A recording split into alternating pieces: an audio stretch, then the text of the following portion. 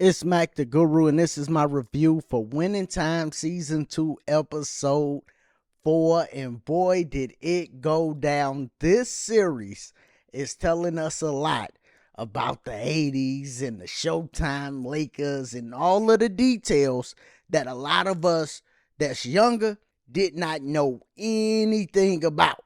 Now, I completely understand why Magic Johnson did not want this series to come out. You gotta remember, Magic Johnson did not support this series at all. A lot of people didn't. Cap didn't either.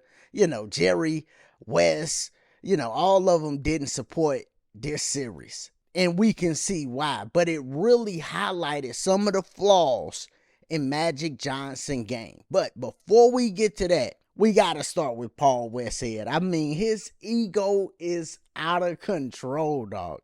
Horrible leadership. But then he don't know how to talk to people in regular conversation, but he's horrible when it's a confrontation. I mean, the worst. And you actually seen it this episode. See, they showed you two important scenes. One, when Pat Riley and Magic Johnson got into it. And you've seen them go back and forth, but Pat Riley was able to control the conversation. And by the end, he's talking to Magic like, yo, show me what you got. And then we seen Magic and Paul Westhead get into it. And by the end, they walking away from each other, and Paul Westhead telling the media, the almond tree bears its fruit in silence. Bruh, the whole media was looking like, what? Like, who quoted that? Like, what where are you coming with this from? And he like, yo, this is my quote. I'm like, oh my God. Like, horrible way to come out of like a janitor closet. You and your best player or your second best player, y'all yelling at each other. One of your stars on the team. Y'all yelling at each other. Y'all come out and then you give a goofy quote. And what make it worse, he actually has a guy next to him with good conversation and communication, with good leadership skills. And Pat Riley has literally been trying to tell him for like 4 episodes, don't do it like this, Paul. Do it like that. Don't do it like this, Paul. Do it like that. And we seen in the bus scene, he's telling Paul, yo, calm down. And then before Magic and Paul had a conversation in the janitor's closet, he's telling Paul, yo, leave it alone. Let him cool off a little bit. Because sometimes you need that. We know as men, yo, sometimes conversation got a little too heated. Both of us got egos. And then we gonna start, like, it could go anywhere, right? This argument could turn into a fight. We men. It could go anywhere. So he like, yo, calm down, because maybe the conversation will just go better if you just wait a second. But he didn't. And what happens next? Magic asks for a trade. Boy, I couldn't believe Magic asked for a trade. I had no idea Magic asked for a trade. Because, see, it's different with Magic asking for this trade, how he's asking it. And I'm going to go into it on the preview because it's a little different.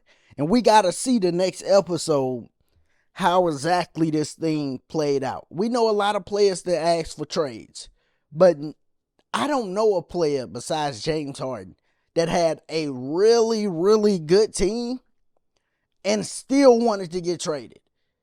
And they getting paid. Typically, guys want to get traded, they ain't getting paid. Or Damian Lillard situation, Kobe Bryant situation. Team is garbage. Man, trade me. You wasted my prime years. Trade me. You ain't putting nobody around me. Trade me. Magic has a loaded team. So it's a big difference. We got to see how that plays out. Now, a person that really looked good this episode was Pat Riley, man. Not only how he was handling everybody, from Magic to Kareem to everybody, to Paul. He just looked good with his communication. But then also, he knew they need to make adjustments for Magic's game. See, Paul is trying to implement a system, But Pat Riley knows, and he did the same thing with LeBron James after 2011. Like, he knows, okay, this guy is not the best guy for a system. Not just Paul's system, but any system. If they was trying to implement the triangle, that wouldn't be the best system for Magic. Magic is a guy that benefits from his height, all right? And then he's a great facilitator. He understands tempo. And then he understands how to get everybody involved in the game. And he knows, like, how to control the game. And then he could get his buckets in the post. He do got a good post game. So Magic is good money, but that game don't just go into a system. You know, he can run his high pick and roll. Magic is good money, you know, but it just ain't built for a system. Now, systems help big man. That's why Kareem is still flourishing, right? This is why Kareem is still getting off. And he's like, hey, everything okay because, you know, I'm getting off because the system helps big man. You got to be like a real special player to be a guard and still be like super, super productive in a system. Michael Jordan, Kobe Bryant.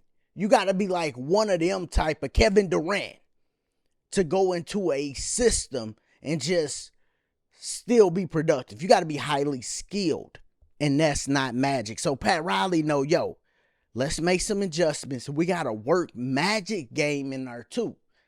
Maybe we can, instead of have Kareem inbound, like taking the ball from out of bounds, how about Kareem just get down the court and we have somebody else pass the ball in? You know, it's certain things that I think Pat Riley going to implement in these next episodes that's going to help the team, and it's going to help Magic's game, because then Magic going to be able to run more. You know, that's what Magic want to do. You know, similar to like a Jason Kidd or Steve Nash or something like, yo, I need to be out in space. But man, this was a real good episode. The last thing I got to touch on, because they put something in this episode and in all their episodes that will help you in life, not just the game of basketball, you know, life, whether it's leadership or, you know, some scenario that can help you. And in this episode, it was early in the episode when Jerry Buss was talking to Red Auerbach, and it got out, and he kind of confirmed to Red Auerbach about Magic's deal. Oh man, a little too early, dog. See, when you got something going, even if you come in the money, boy, you better not tell nobody. You just hit the lotto. You just hit the, man, you can't tell nobody till like a year later. All right, have things set up first. Let some stuff play out. Don't tell nobody, you know, when it's still kind of fresh. He told Red Auerbach. What Red Auerbach do? Oh yeah, I'm going straight to the press. I know this gonna tear his team apart. And it did. Because soon as everybody found out about that, including Cap, because Cap is like, yo, I'm a superstar too. So I know him and Jerry Buss gonna have a conversation next episode, most likely.